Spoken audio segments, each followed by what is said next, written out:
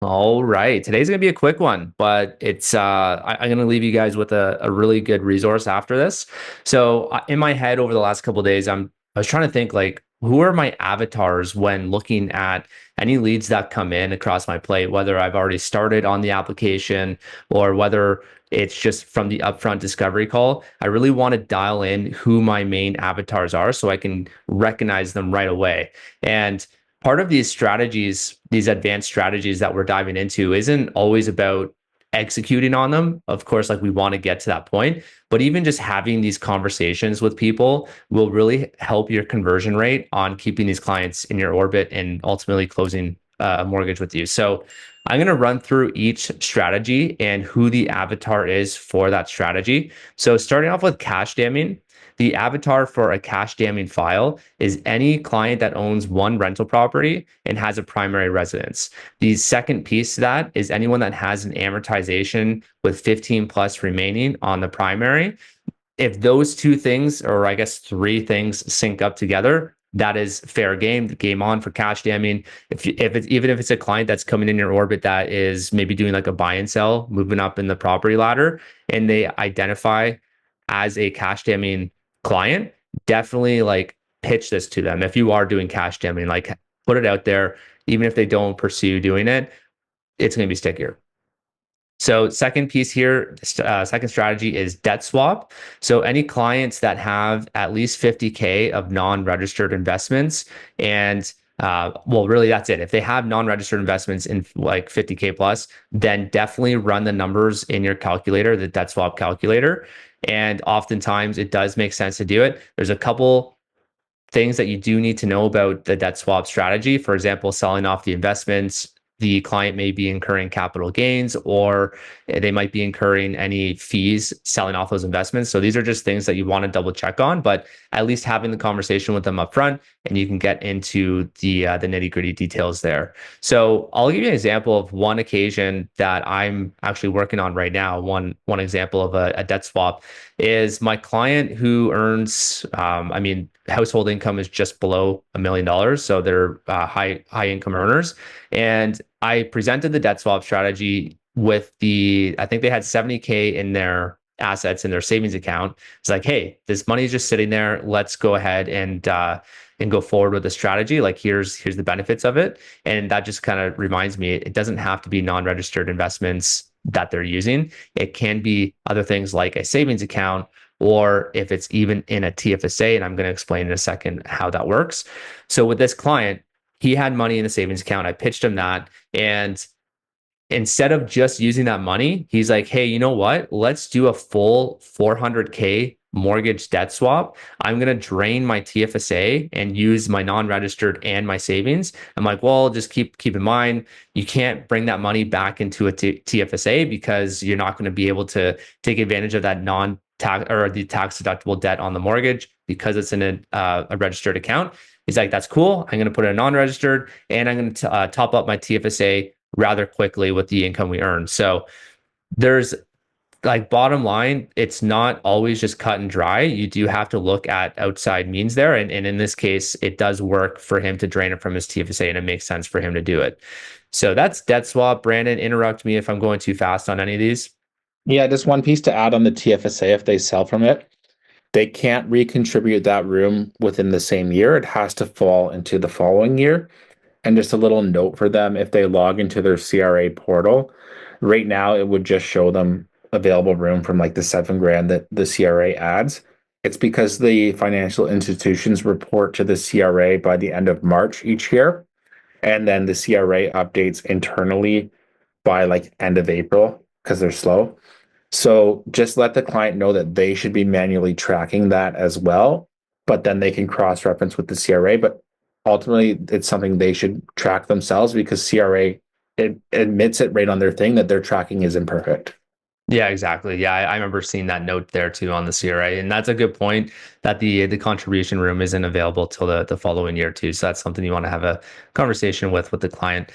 Power of the paycheck. So this one, it's funny. I didn't really think the strategy would get that much buzz with clients, but I just started pushing a couple videos out there on social with the power of the paycheck strategy, and it's becoming one of them is becoming one of my highest performing posts on Instagram and getting a lot of traction there. So it's a really cool strategy. It's for anyone that has, like, how I look at it is any client that has a really high net positive monthly cash flow, this strategy could work really well for them. So to give you an example, if they bring in 10K a month in income and their expenses are only 5K a month, they're netting 5K a month, like this strategy would be really good for them. And it works well for salaried and sole proprietors. Um, and anyone that's incorporated, it doesn't work as well for, but that's really just the avatars you're looking for the power of the paycheck. Purchase plus improvement. So this can be any first-time homebuyer that has a bit more room in their ratios. I like to present these options now with their pre-approval. So even if they're not asking for a purchase plus scenario, if you embed it in the pre-approval as a second option, it's something that the banks are not doing. You're going above and beyond and showcasing that, hey, we look outside of just getting you the standard mortgage. We look at strategies as well. So this goes really well hand in hand with pitching this to realtors and showcasing like the added benefits that you have for your client journey, your pre-approvals with their first-time home buyers. So just make sure they have a bit more room in the ratios, run the numbers on the back end, and present it in their pre-approval budget. And just be quick on it. You don't have to go into the details of like how Purchase Plus works, like drawback or drawing the money and having contractors, like all that stuff. Like you don't need to go into the details on there. Just kind of show them the highlights of it. Rental suite. So any first-time home buyer, you can showcase this too. So how I like to use this is if they are a first-time home buyer, you're showcasing the budget, show them a second option saying like, hey, if you do buy a home in this area, you'll talk to the realtor, figure out market rents, but use the market rents and pre-approve them using those market rents and show them how much it increases their pre-approval amount. So it's very similar to the purchase plus strategy where you're showcasing this second option, even if they don't ask for it, because oftentimes people don't really think about going this route. And the really cool part is if it's a realtor that you haven't worked with and you go to them and you ask for market rents, they're going to be asking why, and you're going to tell them exactly what you're doing there for their client. Yeah, and for all of these strategies, what you want to do is like sell the outcome. So Tom, if you can scroll up a bit.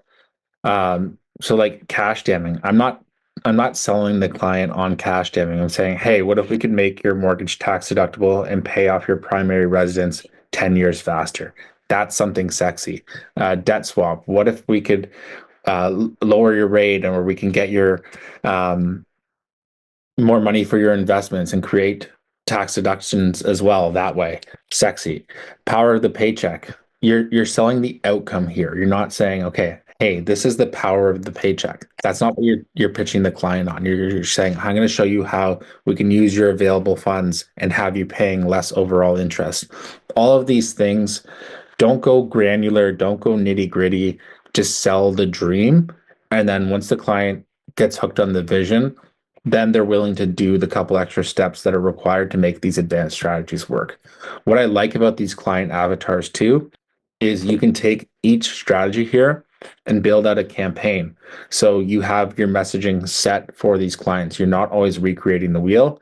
You're writing it for your first client that you have that does it. And you're just rinse and repeat, duplicating that. So every client that's a good fit for this, you can have them follow on a drip campaign, or you can manually have those emails templated in Yesware, for example, and just have them go out to the client as they fit.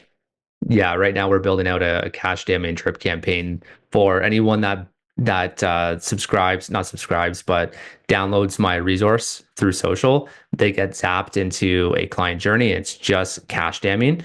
But yeah, you can build out like specific ones for each one, or you can just have a master where you're just showcasing all of these different strategies, which it's just a different way about going about it.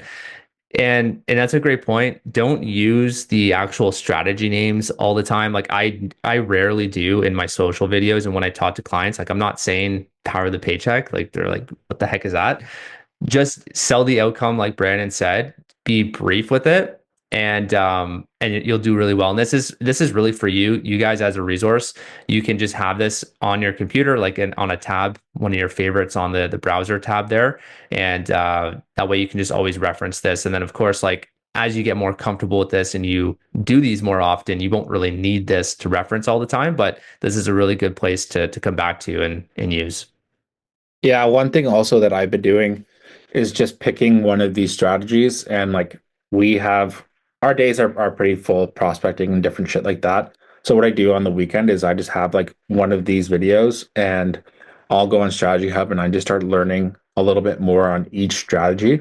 So week after week I'm getting better and I'm just adding like 1 to 2 hours of work on a weekend that like maybe it's when my kid's playing on their iPad or like watching a movie or at the end of the night, like someone like the family's binge watching some series they don't give a shit about. I'm just doing this, and that's going to put you a step ahead every other broker who is just taking the weekend off to go drinking. You don't need to commit a full day work weekend. I understand like the value of time with family and resting and all that shit, but putting 1 to 2 hours extra in for your learning really helps you when you go into the next week. And I find it's really been making me excited to go look for those opportunities in the week that follows.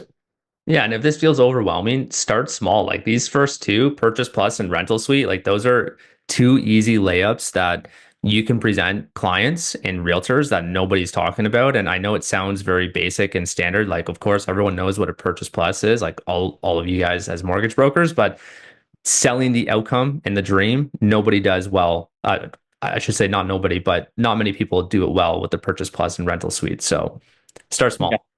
You could do the bottom two there, and you could have your content for the next 90 days, just showing different scenarios on these. Yeah. And you would get leads and you'd become the expert in it. And anytime that referral partner comes up with that scenario, you're going to get the business. Yeah. Absolutely. All right. Good stuff, guys. Well, get out there, get after it, and we'll catch you soon.